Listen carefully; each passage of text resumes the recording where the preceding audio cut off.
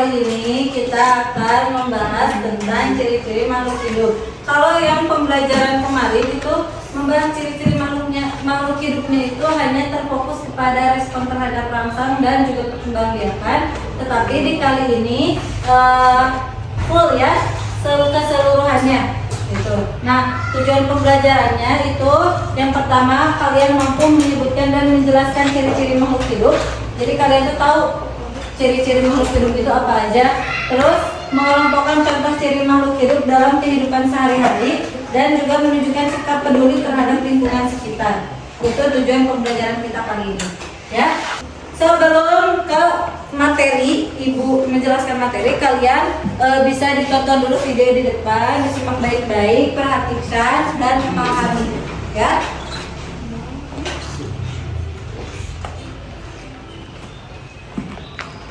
Kamu sudah tahu kan kalau semua benda di alam dibedakan menjadi dua, ada komponen abiotik dan biotik. Nah, yang abiotik ini terdiri dari benda tak hidup. Biotik itu terdiri dari benda hidup. Benda tak hidup ini ciri-cirinya dia tidak bernafas, tidak beradaptasi, tidak berkembang biak, tidak bergerak sendiri. Biasanya benda mati ini sering disebut juga sebagai zat. Kalau dikelompokkan berdasarkan wujudnya, zat ini ada tiga. Ada zat cair, padat, dan gas. Sedangkan benda-benda hidup atau biasa disebut dengan makhluk hidup itu memiliki ciri-ciri juga loh. Ciri-cirinya yang pertama itu bernapas, kemudian memerlukan makanan, mengeluarkan zat sisa, bergerak, peka terhadap rangsang, tumbuh dan berkembang biak, serta beradaptasi. Saat kamu bernafas, kamu sedang menghirup oksigen. Itu digunakan untuk membakar makanan sehingga menghasilkan energi. Energi itu bisa digunakan untuk melakukan aktivitasmu sehari-hari. Selain itu, pembakaran makanan yang tadi akan menghasilkan air dan juga karbon dioksida, di mana kedua zat ini akan dikeluarkan ketika kamu menghembuskan nafas. Ciri yang kedua itu memerlukan makanan dan minuman. Kita butuh makan untuk mempertahankan hidup supaya bisa tumbuh dan berkembang. Supaya tubuhnya berenergi untuk melakukan berbagai macam aktivitas. Yang ketiga, mengeluarkan zat sisa. Zat-zat sisa metabolisme ini pada akhirnya harus dikeluarkan dari tubuh. Proses pengeluaran zat sisa dapat disebut ekskresi. Zat sisa dapat berupa urin, keringat, uap, air, dan karbon dioksida. Ciri selanjutnya itu bergerak. Gerakan pada makhluk hidup yang paling mudah kamu amati itu pada gerak manusia dan hewan. Kemudian ada peka terhadap rangsang. Sekarang coba kamu bayangkan, apa yang kamu rasakan kalau tiba-tiba ada sorot lampu yang sangat terang masuk ke matamu? Tentu saja kamu akan segera menutup mata. Nah, yang kamu lakukan itu salah satu contoh respon terhadap rangsangan. Kemampuan menanggapi rangsangan itu disebut iritabilitas. Rangsangan itu ada dua ya, kimiawi dan fisika. Ciri selanjutnya itu tumbuh dan berkembang. Manusia, hewan dan tumbuhan itu akan mengalami pertumbuhan dan perkembangan. Contoh pada manusia ya, dari janin, kemudian jadi bayi, kemudian jadi anak-anak, kemudian remaja, dan akhirnya berubah menjadi dewasa. Nah, setelah kalian tonton videonya, sekarang masuk ke materinya. Ya, materi mengenai ciri-ciri makhluk hidup. Yang pertama itu, makhluk hidup merupakan suatu organisme yang memiliki kemampuan untuk bernafas, berpindah tempat, merespon perubahan diri dan lingkungannya. Nah, jadi disebut makhluk hidup itu yang berarti memiliki ciri-ciri ya. Kalau yang tidak termasuk ke dalam ciri-ciri yang disebutkan berarti itu bukan makhluk hidup, tapi makhluk tak hidup atau benda mati. Gitu ya. Makhluk hidup itu terbagi menjadi 3 kelompok yang berbeda, yaitu manusia, hewan, dan tumbuhan. Kalian termasuk kepada yang manusia. Terus dari ketiga jenis makhluk tersebut kehidupan saling berinteraksi satu sama lain. Jadi dari ketiganya itu kita itu saling membutuhkan satu sama lain. Nah, ciri-ciri yang disebutkan itu yang termasuk dalam ciri-ciri makhluk hidup, yang pertama ada bernafas.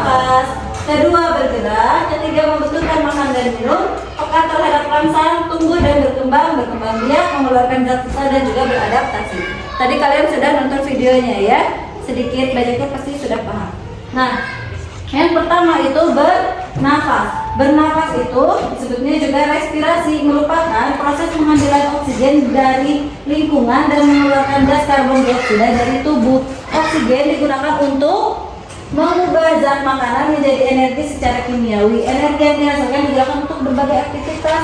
Jadi untuk bernafas itu kita butuh energi, dan energi itu dapat dihasilkan ketika kita makan. Kalau kalian tidak makan, kalian tidak dapat energi.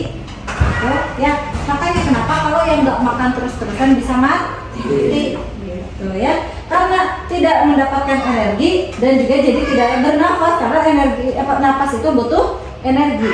Yang kedua itu bergerak. Semua makhluk hidup dapat bergerak. Manusia dan hewan dapat bergerak bebas atau berpindah tempat ya. Nah, untuk bergerak manusia dan hewan memerlukan sarana bantu untuk bergerak yang disebut alat gerak. Alat gerak dapat berupa kaki, sirip, ataupun sayap. Kalau kaki untuk manusia, kalau sirip untuk ikan, kalau sayap burung ya. Nah, terus yang selanjutnya membutuhkan makan dan minum ya. Semua makhluk hidup itu pasti membutuhkan makanan dan juga minuman ya, meskipun dalam bentuk yang beragam dan tidak satu sama lain. Jadi tidak sama satu sama lainnya. Apakah makanan kalian sama dengan hewan? Tidak ya, pasti ada bedanya. Makanan manusia dengan tumbuhan, makanan manusia dengan hewan itu pasti tidak sama, tetapi semuanya membutuhkan makanan ya. Makanannya itu berfungsi untuk bertahan hidup, karena untuk menghasilkan energi, terus pertumbuhan dan mengganti sel tubuh yang rusak. Sedangkan air berfungsi sebagai zat pelarut dalam tubuh. Kabayang lamun habis makan tidak minum ya, seret gitu. Makanya air juga dibutuhkan ya, diperlukan oleh tubuh. Terus yang selanjutnya pekat terhadap rangsang. Semua makhluk hidup dapat bereaksi ya terhadap perubahan yang terjadi di sekitarnya. Reaksi ini timbul jika ada rangsangan dari lingkungan. Rangsangan dapat berupa cahaya, panas, dingin, bau, sentuhan, gravitasi, rasa, dan lain-lain. Makhluk hidup menggunakan indera untuk mengenali adanya rangsangan. Contohnya manusia. Kalau manusia mencium ada yang bau, kalian refleks pasti nutup hidung. Nah, itu berarti peka terhadap rangsangan ya. Ketika ada yang tidak membuat kita nyaman, pasti kita akan melakukan sesuatu gitu ya. Itu tuh berarti kita itu peka terhadap rangsang. Nyium bau pasti langsung tutup hidung. Ketika ada yang berisik pasti kalian refleks tutup telinga gitu ya. Itu berarti peka terhadap rangsang. Terus tumbuh dan berkembang. Pertumbuhan adalah proses pertambahan jumlah dan berat sel makhluk hidup yang bersifat tidak bisa kembali ke keadaan semula atau irreversible ya. Pertumbuhan dapat diukur secara kuantitatif. Jadi tumbuhnya itu semakin bertambah gitu ya. Nah, itu disebutnya pertumbuhan. Sedangkan berkembang atau perkembangan adalah kondisi menuju tercapainya kedewasaan yang terjadi secara reversible. Berbeda dengan pertumbuhan, perkembangan termasuk kondisi yang tidak dapat diukur secara kuantitatif namun dapat diukur secara kualitatif. Jadi kalau pertumbuhan mah bisa dihitung jika iya mah hiji, iya mah dua, iya mah tilu. Kayak berat badan itu berarti pertumbuhan karena bisa dihitung. Oh, ternyata berat badan kita itu 55 misalkan. Nah, karena ada angkanya nih, itu berarti disebutnya pertumbuhan. Nah, tinggi badannya 150. Dihitung tuh ada angkanya, itu irreversible, itu disebutnya pertumbuhan. Tetapi kalau yang berkembang atau perkembangan itu tidak diukur oleh angka, ya tidak terlihat. Namun kalian ada perkembangannya. Contohnya, ketika kalian masih kecil, ya, apakah kalian sudah paham bahwa itu tuh kotoran dan pasti bau? Gak ngerti kan? Ketika masih bayi. Tapi ketika sudah dewasa kalian paham, itu bau. Nah, dan kalian tidak mau menyentuhnya gitu. Itu kedewasaan ya, perkembangannya itu. Paham? Terus berkembang biak. Perkembangbiakan atau dapat melakukan proses reproduksi, proses biologis individu untuk menghasilkan individu baru. Tujuannya untuk menjaga kelangsungan hidup dan mewarisi sifat hidupnya. Cara makhluk hidup berkembang biak sangat beragam, banyak beda-beda ya. cara perkembangbiakan manusia dengan hewan atau dengan tumbuhan itu pasti berbeda ya. Nah, kenapa sih harus ada perkembangbiakan? Kenapa sih harus ada reproduksi? Karena kalau tidak ada ya kalian bisa punah gitu ya. Ketika ingin semakin bertambah berarti harus melakukan reproduksi atau perkembangbiakan. Tidak bisa kalian bertambah tanpa adanya reproduksi gitu. Ya, tidak mungkin ada kalian ketika tidak ada bapak dan ibu kalian. Itu ya. Sama ketika di hewan atau di tumbuhan itu sama.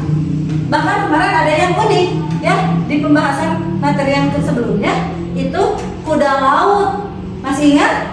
Kuda laut itu bahkan yang melahirkannya bukan betina tetapi jantannya ya. Kalau biasanya betina ya, baik itu manusia, hewan atau tumbuhan pun biasanya yang melahirkan ya itu betina atau perempuan. Tetapi di kuda laut kemarin yang berkembang biak itu yang melahirkan itu jantannya yang melahirkan gitu. Unik ya.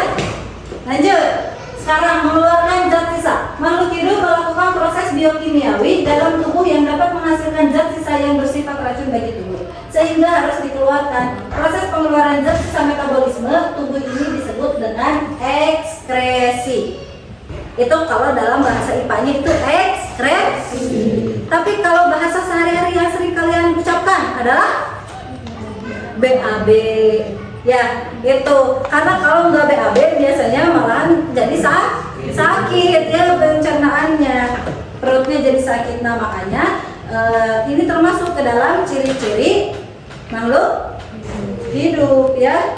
Dan ini tuh benar-benar penting dan dibutuhkan. Ketika tidak bisa mengeluarkan zat sisa, ekskresi zat sisa ya. Ketika kalian tidak bisa BAB, biasanya kalian sampai dirawat ya, bisa-bisa ke rumah sakit gitu.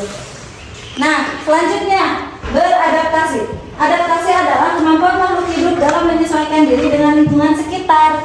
Jika tidak mampu beradaptasi, maka makhluk hidup akan sulit bertahan hidup, bahkan dapat mengalami kepunahan. Contohnya kalian, ketika kalian di sekolah, kalian tidak berbaur dengan teman-teman, ya pasti kalian merasa tidak nyaman, tidak betah gitu.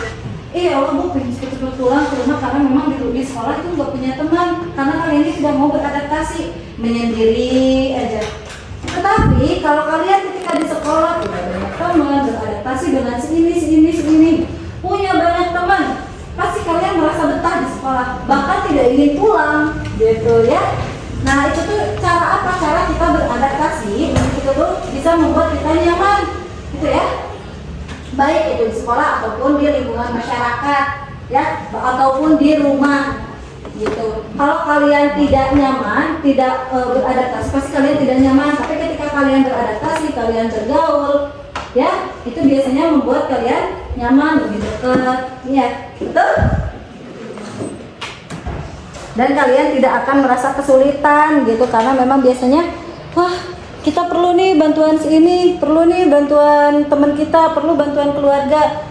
Kalau kita dekat, kita sudah terbiasa beradaptasi, biasanya minta bantuan pun tidak akan susah gitu. Beda lagi kalau biasanya kalian diam, terus-terusan murung, tidak punya banyak teman, tidak dekat dengan keluarga.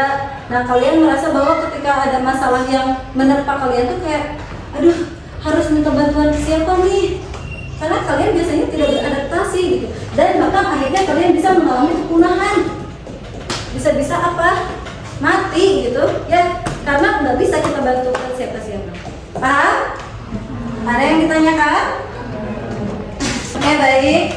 Kalau nggak ada yang ditanyakan, kita tutup aja ya pembelajaran kali ini.